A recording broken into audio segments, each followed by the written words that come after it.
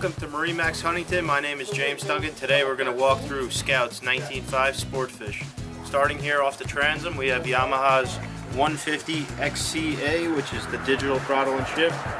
Moving forward, this boat features a live well underneath the leaning post.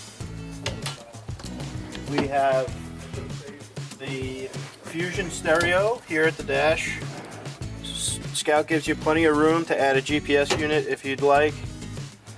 This boat does feature a bimini top. Moving forward, you have a Yeti cooler with a cushion and a backrest, a bow cushion with lots of storage underneath.